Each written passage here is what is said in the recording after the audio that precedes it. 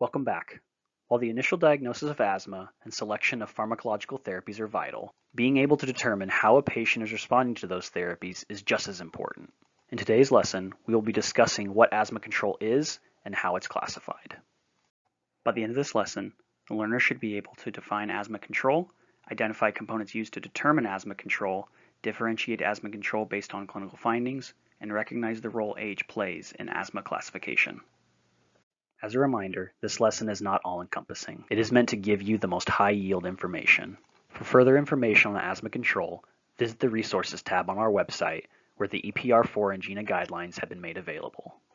So, let's start out with a clinical scenario. Pause this video and read the clinical vignette below and think about how well GINA's asthma control may be before moving on. We will revisit it later on in this lesson. So what is asthma control? Simply put, asthma control is how symptomatic a patient is on their current asthma therapy. That level of control can be divided into three categories: well controlled, not well controlled, and very poorly controlled. Now let's take a look at the components of asthma control. The two domains of asthma control are current impairment and future risk.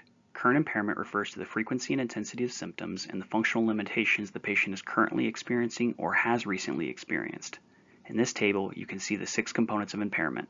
For the purposes of this lesson, however, we will just focus on the first 4 components: symptom frequency, nighttime awakenings, interference with normal activity, and short-acting bronchodilator use, such as albuterol, used for symptom control. The second domain of asthma control is future risk. While some patients may appear to have adequate control of their symptoms and minimal day-to-day impairment, they still may be at a significant risk for exacerbations. In this domain, the only component we will focus on is asthma exacerbations requiring oral systemic corticosteroids.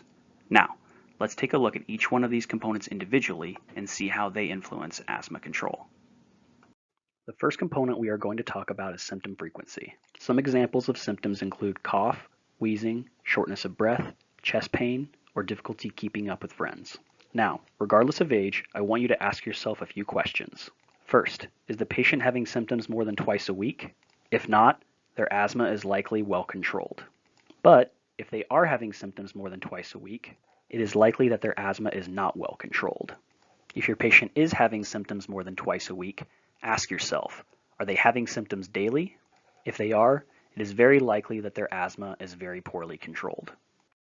The second component we are going to look at is short-acting bronchodilator use for symptom control. Most often, that short-acting bronchodilator will be albuterol.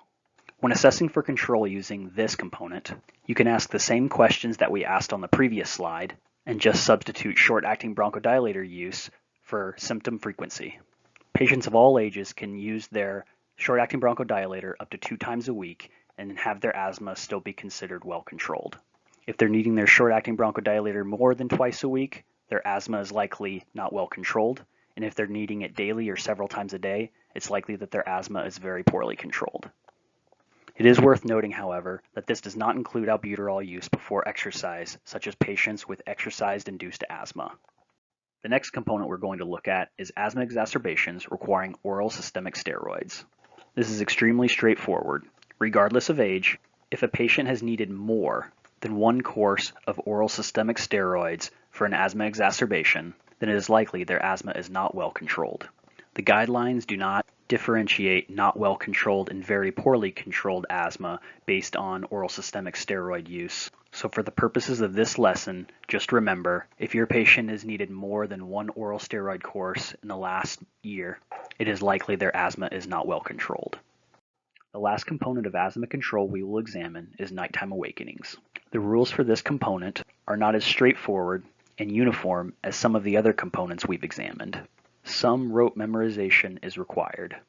For children 11 years old and younger, waking up 2 times or more per month due to asthma symptoms suggests that their asthma is not well controlled.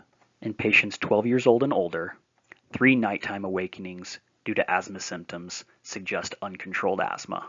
For patients in all age groups, weekly awakenings suggest very poorly controlled asthma. Let's go back to our first clinical scenario. I have highlighted in red the things that are most pertinent to determining our patient's level of asthma control.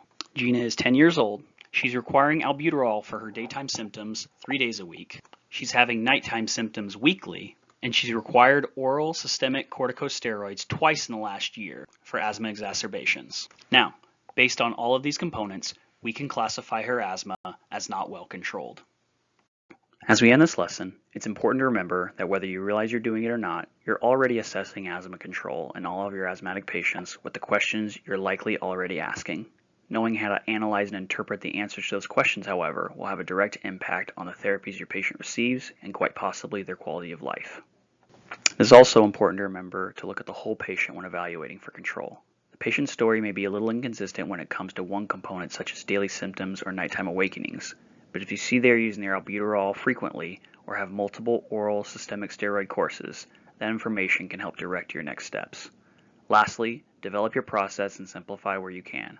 I always ask about symptoms, bronchodilator use, and systemic steroids. I have come up with my 2-2-1 rule for asthma control. It is highly likely that my patient's asthma is well controlled if they are having symptoms no more than twice a week, bronchodilator use no more than twice a week, and systemic steroids no more than once a year. Develop your own process and stick to it. Now, go visit the practice section to solidify your understanding of asthma control.